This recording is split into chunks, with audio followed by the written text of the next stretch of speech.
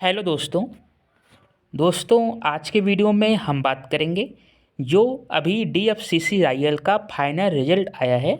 उसमें काफ़ी कैंडिडेट का डाउट है कि उनका नंबर कट ऑफ से 1.5 नंबर 2 नंबर कम था, फिर भी उनका सिलेक्शन नहीं हुआ।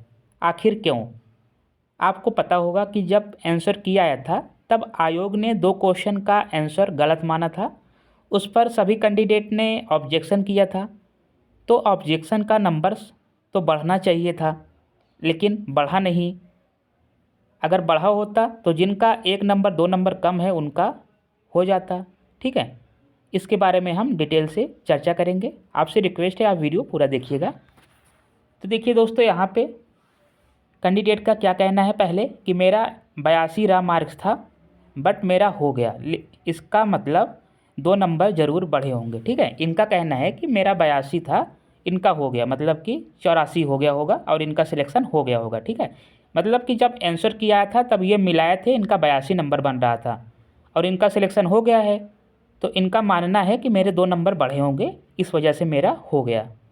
अब नीचे वाले कैंडिडेट, इनका नाम है मनोज कुमार सिंह। इनका कहना है कि भैया मेरे 81.25 था, यदि 2 क्वेश्चन का नंबर मिलता तो मेरा भी हो जाता। ठीक है, ये भी SC कैटेगरी से हैं। इनका कहना है कि मेरे 81.25 नंबर पहले थे जब आंसर की से मिलाया था।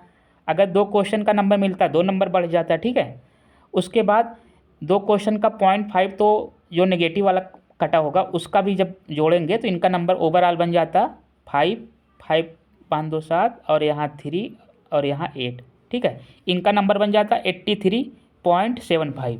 और आपको पता होगा कि SC कैटेगरी कट ऑफ कितना गया था, 83.5 गया था। ठीक है, तो इसके अकॉर्डिंग इनका तो हो जाना चाहिए था अगर 2 नंबर बढ़ा होता। जैसे ऊपर वाले कैंडिडेट का 82 से मानना है कि इनका हो गया है, 84 हो गया होगा, तो इनका भी बढ़ना चाहिए था, लेकिन ऐसा नहीं हुआ। ऐसा क्यों? अब आगे चलिए, देखिए सेम सिचुएशन यहाँ भी है। इनका भी कहना है कि इनके भी 2 क्वेश्चन गलत थे।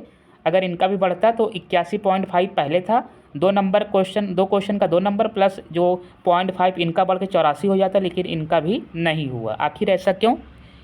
ठीक है, सेम यहाँ भी है।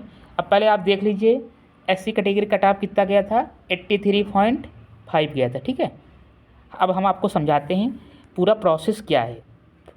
अगर आप देखेंगे समझेंगे कि सेम सिचुएशन है कि एक कैंडिडेट का 82 पे हो गया है और एक कैंडिडेट ऐसा है जिसका नहीं हो पाया है। आखिर ऐसा क्यों? तो इसका मान आप ये समझ सकते हैं कि 2 क्वेश्चन का नंबर आयोग ने जोड़ा नहीं है। ठीक है, 2 क्वेश्चन का आंसर आयोग ने जोड़ा नहीं है, बल्कि 2 क्वेश्चन को इग्नोर कर दिया है। ठीक है, 2 क्वेश्चन इग्नोर कर दिया है। इग्नोर मतलब कि जो पहले 120 पे कट ऑफ बनती थी अब वो 118 पे ही बनेगा। ठीक है, 118 पे ही बनेगा। अब आप समझ गए होंगे, मतलब कि जो नंबर इनका है 82, इनका नंबर 82, हम इनका नंबर 82 नहीं होगा, इनका 82 पॉइंट समथिंग करीब 25 होगा। ठीक है, ये अपना पूरा एग्जैक्ट नहीं बताए हैं। जो 82.25 नंबर इनका 120 में नहीं होगा, ये इनका जोड़ा भाग किया जाएगा 118 से। ठीक है, उसके बाद गुणे कर देंगे हम 120, तो ये अब इनका ओवरऑल आ गया है 120 में। इनका नंबर जो भी बनेगा 120 बनेगा। अब आगे चलिए, हम यहाँ पे देखिए कैलकुलेटर से कैलकुलेट किए हैं, आप यहाँ देख सकते हैं। इनका नंबर कितना था, 82.25 था, उसको हम डिवाइड किए हैं 118 से, उसके बाद मल्टीप्लाई किए हैं 120 से। इनका ओवरऑल बन गया है कितना, ओवरऑल बना है 83.64। और कट ऑफ कितनी गई थी, SC कट ऑफ कितनी है, 83.5। तो इनका नंबर देखिए, इनका नंबर 83.6 हो गया, कट ऑफ से 0.1 ज़्यादा है, तो इनका सिलेक्शन हो गया था। ठीक है, इनका सिलेक्शन हो गया था। अब आप समझ रहे होंगे हम कहना क्या चाहते हैं। अब चलिए आगे अगला कैंडिडेट देखते हैं। इनका इनका कहना है कि इनका 81.25 था। ठीक है, 81.25। तो इनके भी 2 क्वेश्चन नंबर नहीं जुड़े, 2 क्वेश्चन इनका इग्नोर किया गया, मतलब 2 क्वेश्चन काट के जो मेरिट बना है 118 बना है। ठीक है, 118 मेरिट बना है। उसके बाद इसको 120 से गुणा करके, ताकि प्रॉपर 120 पे हो सके। ठीक है, 120 से गुणा किया गया है। ठीक है, मेरिट बनाने का यही तरीका होता है। अगर आप CBT 1 देखे होंगे, समझे होंगे रिजल्ट, हाँ, तो आप समझ गए होंगे किस तरह से हम बताना चाहते हैं।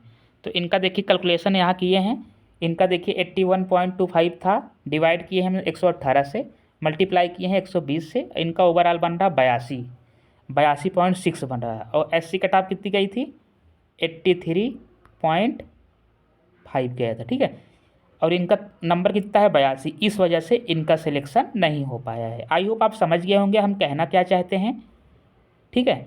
अगर आप देखे होंगे पिछले CBT 1 में भी करीब 3 क्वेश्चन हटे थे, जिनका मान लीजिए CBT 1 मेरा करीब 78 ओट नंबर था, तो मेरा भी जब 97 मल्टीप्लाई 100 किया गया था, मेरा भी 80 प्लस हो गया था, ठीक है।